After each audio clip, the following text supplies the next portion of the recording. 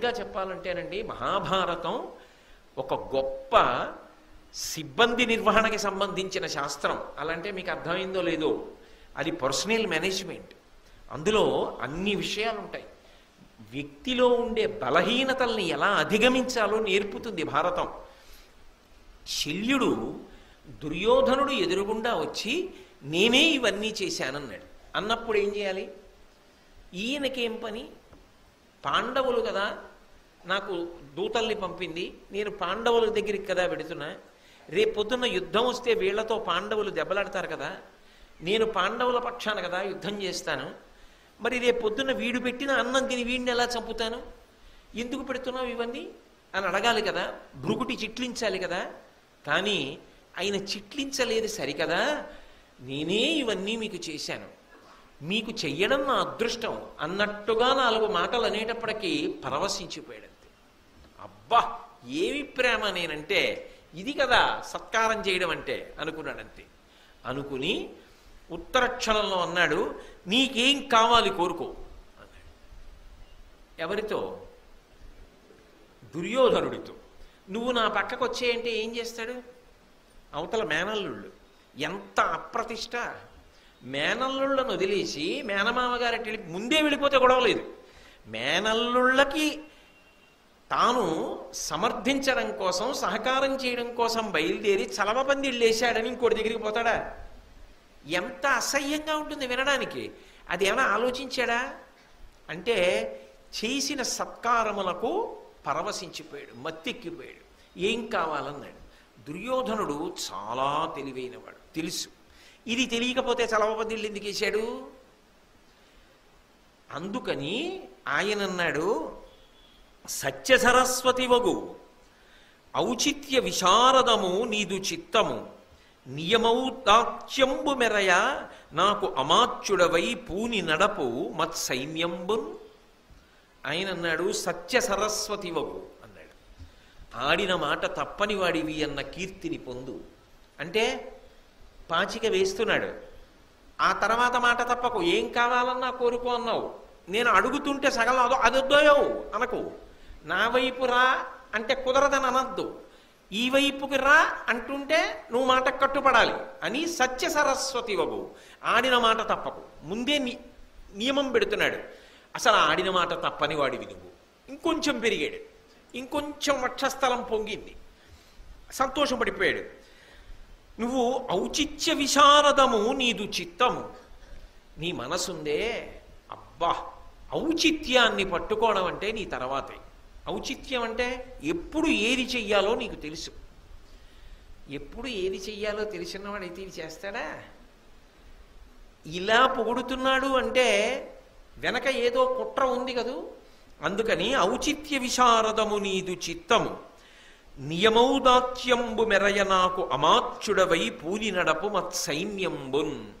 నా పక్షానికి వచ్చేయి, నా దగ్గర ఉండు అంటే కొంచెం చిన్నతనంగా భావిస్తాడు. కానీ అదే కొంచెం మాట మార్చి ఆయన సంతోషించేటట్టుగా మాట్లాడారనుకోండి మీరు, ఆయన ఆనందపడిపోతాడు.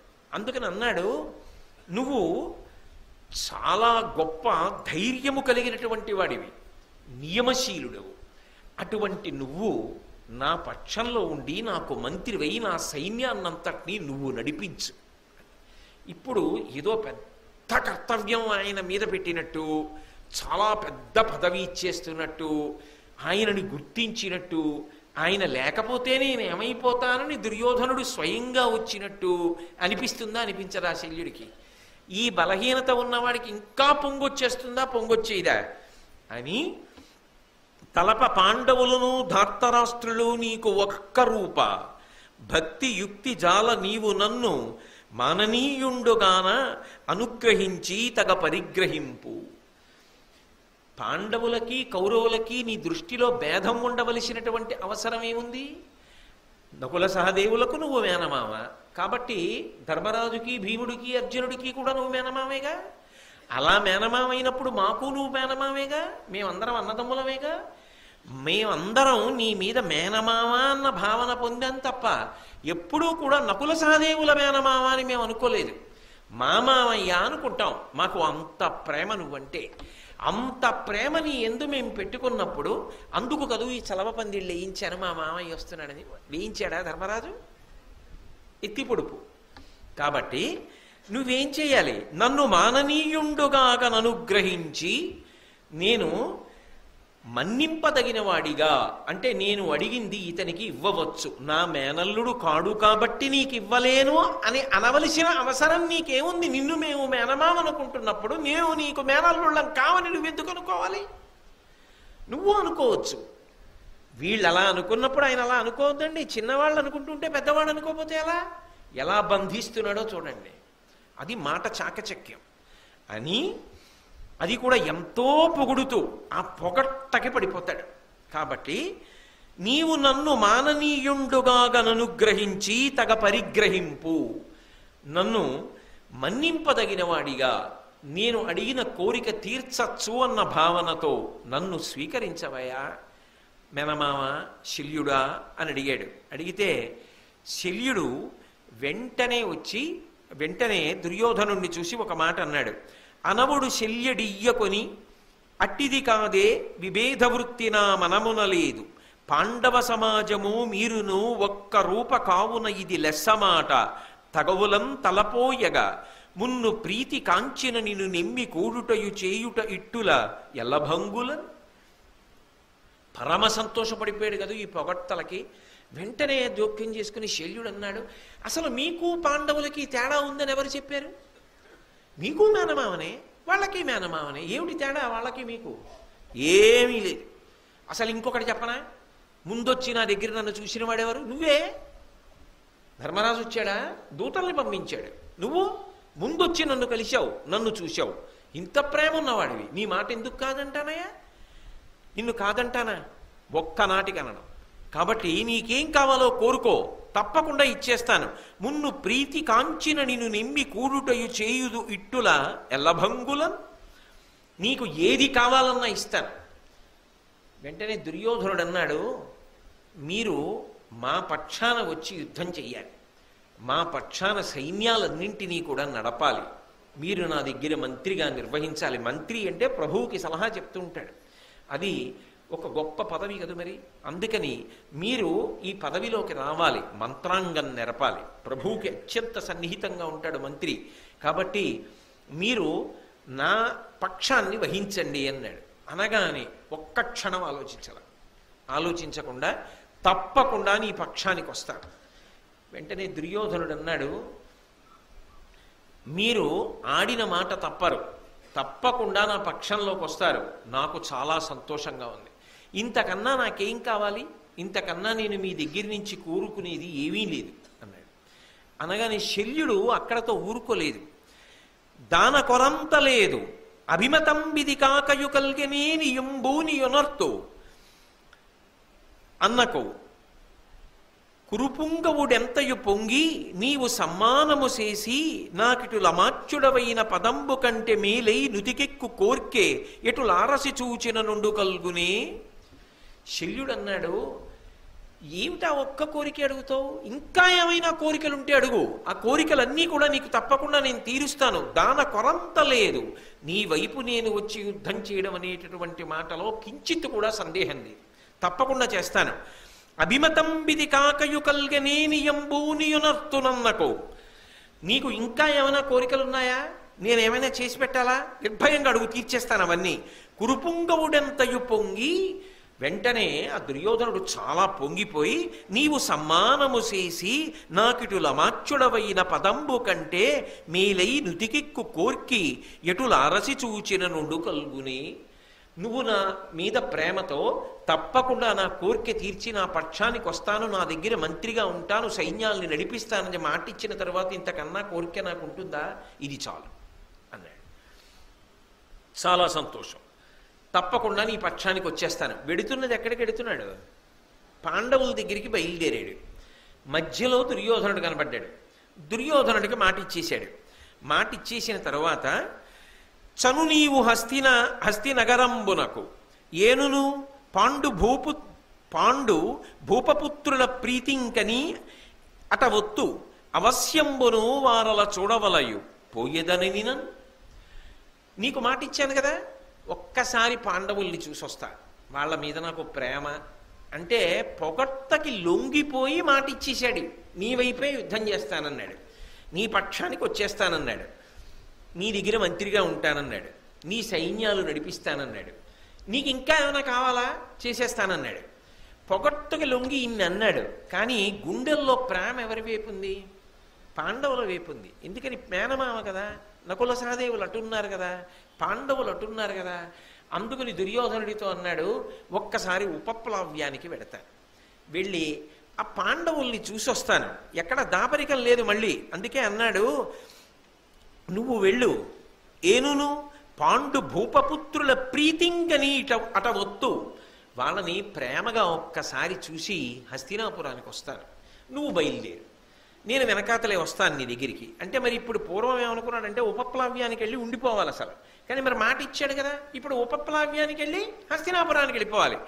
అసలు ఎందుకు వెళ్ళినట్టు ఇంకా ఉపప్లవ్యానికి వెళ్ళి ఏం చేస్తాడు? అక్కడికి వెళ్ళి మీ దగ్గరికే బయలుదేరానరా, దుర్యోధనుడు చలవ పందిళ్ళు లేచాడరా, మాట ఇచ్చేసానరా, అందుకు నట్టు వెళ్ళిపోతానరా అని చెప్పాలా? పోను అటువంటి వాడు ఇంకెళ్ళడం ఎందుకు? వెళ్ళిపోతే గొడవ వదిలిపోతుందిగా. అంటే అలా వెళ్ళిపోలేడు, ఎందుకంటే గుండెల్లో ప్రేమ ఉంది. అంటే మీరు బాగా ఆలోచించండి, మనసొక చోట మనువొక చోట అంటారు చూసారా, అలా చిక్కుకున్నాడు. ఎందుకు చిక్కుకున్నాడు? ఒక పెద్ద బలహీనత ఉంది, పొగట్టకి లొంగిపోతాడు. ఆ లొంగిపోవడం చివరికి శల్యుణ్ణి ఏ పరిస్థితికి కిందకి జార్చేస్తోందో చూడండి అని, నువ్వు వెళ్ళు, నేను వెనకాతల వస్తానన్నాడు. తప్పకుండా, అలాగే నేను హస్తినాపురానికి బయలుదేరుతున్నాను అంటూ దగ్గరికి వచ్చి మళ్ళీ దుర్యోధనుడు ఒక మాట చెప్పాడు. అట్లా కాక వేగమట ఓయి మరలిరండు, వరము మరువకుండవలయు, మిమ్ము చేరి నెగడువాడ, కారుణ్యమున ఇట అరసి ఉండుడనియే కురు విభుండు. దుర్యోధనుడు అన్నాడు, తప్పకుండా, అయ్యో వెళ్ళి రావడానికి అభ్యంతరం ఏముందండి, ఉపప్లవ్యానికి వెళ్ళి పాండవుల్ని చూసిరండి, కానీ నాకు ఇచ్చిన మాట మర్చిపోకుండా సుమా, అక్కడే ఉండిపోకుండా తర్వాత హస్తినాపురానికి వచ్చేయండి, మీ సైన్యాన్ని అంతటినీ తీసుకుని మీరు నా వైపు ఉండి యుద్ధం చేయాలి సుమా, అంతేకాని పాండవుల దగ్గర ఉండిపోకండే, మీరు నన్ను మాననీయుణ్ణి చెయ్యాలి సుమా అంటే, తప్పకుండా వస్తానయ్యా, నువ్వు బెంగ పెట్టుకోవద్దు అని దరహాసముతో మద్రేశ్వరుడు ఆలింగనము చేసి సంధియపడకి వరుగుమని అనుప, అతడు కరిపురికింజనీయమది వికాసము పొందన్. పైగా దుర్యోధనుడి దగ్గరికి తీసుకుని కౌగలించుకుని, ఇంకా అనుమానం పెట్టుకుంటామిటయా, ఇక నేను నీ పక్షానికి వచ్చేసినట్టే, ఏదో సార్ అలా వెళ్ళి మేనల్లుళ్ళని చూసి పలకరించి వచ్చేస్తాను, కాబట్టి నువ్వు బయలుదేరి హస్తినాపురానికి అన్నాడు. అనగానే దుర్యోధనుడు సరేనని చెప్పి హస్తినాపురానికి వెళ్ళిపోయాడు. ఈయన ఉపప్లవ్యానికి వెళ్ళిపోయాడు. శల్యుడు వచ్చాడు మేనమామ అని ధర్మరాజు గారికి కబురు వెళ్ళింది. ధర్మరాజు గారు తక్కువవాడేం కాదు రాజనీతిలో, ఆయన ఆరితేరినవాడు. మేనమామ పొగట్టలకి లొంగుతాడని ఆయనకి తెలుసు. అందుకని ఆయన ఏం చేశాడంటే, తానొక్కడూ ఎదురొచ్చి రండి మామయ్య గారు అనలేదు. ఇప్పుడు ఎవరింటికన్నా వెళ్ళారనుకోండి, ఆ ఇంటి యజమాని లోపలే కూర్చుని, అంటే రేపు 8 గంటలకు వస్తానండి అన్నాను అనుకోండి, అలాగే అని నేను 8 గంటలకి మీ ఇంటికి వచ్చేటప్పటికి మీరు మేడ నుంచి కిందకు వచ్చి గేటు దగ్గర నించున్నారనుకోండి, నాకు కొంచెం సంతోషంగా ఉంటుంది. అబ్బో నా కోసం కిందకు వచ్చి, అదేంటండి కింద నించున్నారు, భలేవారే మీరు వస్తుంటే ఆ పాట రావద్దు అన్నారు అనుకోండి, అబ్బో నాకు ఇంత గౌరవం ఉందన్నమాట ఇంట్లో అనుకుంటానా అనుకోనా? అసలు ఆ ఇంట్లో ఉన్న ఆయన భార్య, ఆయన కొడుకు, ఆయన కోడలు అందరూ కిందకొచ్చి నించున్నారనుకోండి, వీళ్ళు నా కోసం వచ్చారా, ఏదైనా పని మీద ఎక్కడికన్నా వెడుతున్నారా అనుకుని, ఏమిటి అందరు ఇలా వచ్చారంటే, అయ్యి బాబోయ్ మీరు వస్తుంటే మీరు వచ్చేదాకా ఇంట్లో ఉండవా, అందుకని అందరం వీధిలో నించున్నాం మీకోసం, మీరు రావడమే మా భాగ్యం అన్నారనుకోండి, ఇంకా పడిపోతాడా? ఆయన చలమపందిళ్ళు వేశాడు, కానీ ఖర్చు లేకుండా పాండురాజు గారు ఇది చేశాడు, ధర్మరాజు గారు. అంటే ఆ బలహీనత ఉంది అని తెలిసిపోయింది అనుకోండి, ఎవరి మానాన వాళ్ళు వాడుకుంటున్నారు. కాబట్టి ఇప్పుడు ధర్మరాజు గారు ఏం తక్కువ తినలేదు, ఆయన ప్రజ్ఞ ఆయనది. ఆయన ఏం చేశాడంటే, ద్రౌపదీదేవితో, తన తమ్ముళ్ళు భీమార్జున నకుల సహదేవులతో, సుభద్రతో, అభిమన్యుడితో, ఇంతమందితో, ఎందుకంటే మనవణ్ణి కూడా తీసుకొచ్చాడు, ఇంతమంది కలిసి బయట నించున్నారు. శల్యుడు రథం దిగారు, మామయ్య గారు మీరు వచ్చారా, కన్నులు కాయసిపోతూ మేమందరం మీకోసం ఎదురు చూస్తున్నాం అన్నాడు. అయిపోయింది. మళ్ళీ పొంగిపోయాడు. పొంగిపోయి వీళ్ళందరినీ గట్టిగా కౌగిలించుకున్నాడు, ఆనందపడిపోయాడు. అబ్బా ఏమి ప్రేమరా మీది అన్నాడు. లోపలికి వచ్చాడు. ధర్మరాజు గారు ఏం మాట్లాడలేదు, స్వాగతం పలికాడు. చాలు, ఇంతమంది బయట నుంచి ఉంటే పని అయిపోయినట్టే.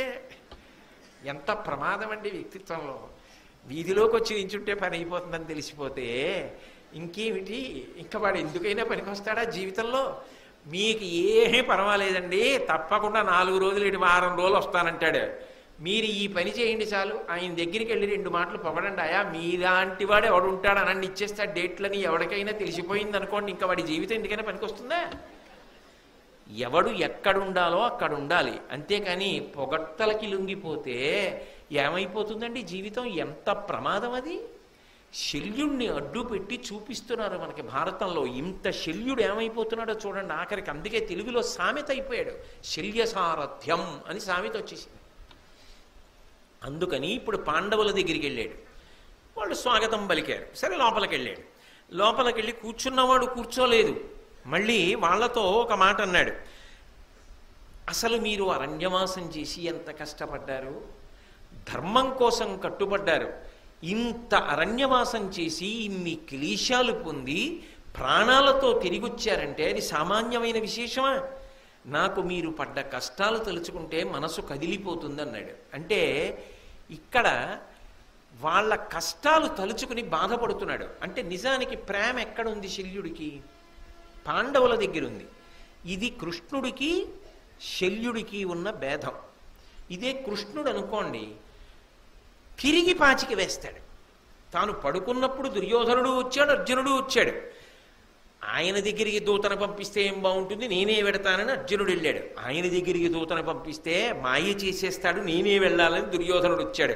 కాళ్ళకట్టును నించోవడం ఏమిటని తలకట్టును దుర్యోధనుడు నించున్నాడు. ఆయన పాదాల దగ్గర నించోవడం చాలని అర్జునుడు నించున్నాడు. నించున్న తర్వాత లేచిన వాడు ఏం చేశాడు, నేను ముందొచ్చానన్నాడు దుర్యోధనుడు. నువ్వు ముందొచ్చినా నేను ముందు అర్జునుడిని చూశానన్నాడు. కాళ్ళకట్టును నించున్నవాడని లేదు, ముందు నేను చూశానన్నాడు. పైగా అన్నచాటు తమ్ముడు, నువ్వు పెద్దవాడివి, అందుని ముందు అడగని అన్నాడు. అని నేను యుద్ధం చెయ్యను, ఆయుధం పట్టను, నాకున్న సమస్తమైనటువంటి పరివారము ఒకెత్తు, ఆయుధము పట్టను, యుద్ధము చెయ్యను, నాకు తోచిన సహాయం చేస్తాను, నేను ఒక్కడిని ఒకవైపు, ఎవరు కావాలని అడిగాడు. దుర్యోధనుడు కంగారు పడుతున్నాడు. సైన్యం అంతా కావాలంటాడేమో, ఈ ఒక్కడిని తీసుకుని ఏం చేస్తాం, యుద్ధము చేయక ఆయుధం పట్టక అనుకున్నాడు. కానీ అర్జునుడు అన్నాడు, నాకు నువ్వే కావాలి, నువ్వు రథంలో కూర్చుని నాకు సారథ్యం చేయించాలన్నాడు. దుర్యోధనుడు పొంగిపోయి, అబ్బా కృష్ణుడు ఏదో పాచికి వేద్దాం అనుకున్నాడు, కానీ అర్జునుడు గోతిలో పడ్డాడు. సైన్యాన్ని అడగలేదు, కృష్ణుడిని అడిగాడు. నాకు కావలసింది నాకు దక్కింది, సైన్యం దక్కింది చాలని సైన్యాన్ని తీసుకున్నాడు. ఇది తెలివితేటలతో తెలిసి చేశాడా, యథాలాపంగా ఏదో అడిగాడా? చూడండి, మైనస్ మార్కులు లేవనుకోండి, ఏబిసిడి అంటే తెలియకపోయినా ఏదో ఒకటి పెట్టచ్చు. అందుకని మైనస్ మార్కులు పెడుతుంటారు. తెలియకుండా పెట్టేసి చటుక్కున అదృష్టంతో పాస్ అయిపోతే చదువుకున్నవాడు ఏమైపోవాలి. అందుకని అప్పుడు జాగ్రత్తగా ఉంటాడు, ఎవడికి ఎంత వచ్చో అంతే రాస్తాడని. అలా ఇప్పుడు ఏదో కాళ్ళ కట్టున నించున్నాడా, ఏదో అడగమంటే బాగుండదులే, కృష్ణుడిని వదిలేసి నీ సైన్యాన్ని ఇమ్మంటే అని నువ్వురా అన్నాడా, మనసులో బాధపడుతున్నాడా తెలుసుకోవాలిగా. అందుకని కృష్ణుడు అన్నాడు, బావా నా సైన్యాన్ని అడగకుండా నన్ను ఎందుకు అడిగావు అన్నాడు. అంటే అర్జునుడు ఎంత తెలివైనవాడు. ఆయన అన్నాడు, నువ్వు యుద్ధం చేసి నేను యుద్ధం చేస్తే నా గొప్పతనం బయటికి ఎందుకు వస్తుంది? నువ్వు చాలా బాగా చేస్తావు, నేను చాలా బాగా చేస్తా, ఇద్దరం యుద్ధం చేస్తే ఎలా కుదురుతుంది? వైరిపక్షంలో నువ్వు ఇటు నేను ఉంటే ఇద్దరం యుద్ధం చేస్తే ఖచ్చితంగా నీ యుద్ధమే బాగుంటుంది. నిన్ను నా వైపు పెట్టేసుకుంటే ఇంకా యుద్ధం ఇద్దరం కలిసి చెయ్యంగా. పైగా నువ్వు యుద్ధం చెయ్యనని ఎలాగో చెప్పావు, నాకు సారథ్యం చెయ్యి, నువ్వు ఉంటే చాలు, నాకు ఇంకేం అక్కర్లేదు అంటే పొంగిపోయాడు కృష్ణుడు. పార్థసారథి అని పేరు పెట్టుకుంటున్నాడు, నీకు సారథ్యం చేస్తానన్నాడు. ఇప్పుడు కృష్ణుడు పార్థసారథి అయ్యాడు. తన మనసులో ఏదుందో దాన్ని నిష్కర్షగా సాధించాడు. అంటే చూడండి, కొంతమంది ఉత్తర క్షణం లెక్క కట్టుకుని చాలా జాగ్రత్తగా నిర్ణయం చేసుకుంటారు. అలా నిర్ణయం చేసుకోలేక మీరు ఆకర్షణలకు లోనయ్యారనుకోండి, తర్వాత విచారించవలసి వస్తుంది. ఇది కృష్ణుడికి లేదు, శల్యుడికి ఉంది.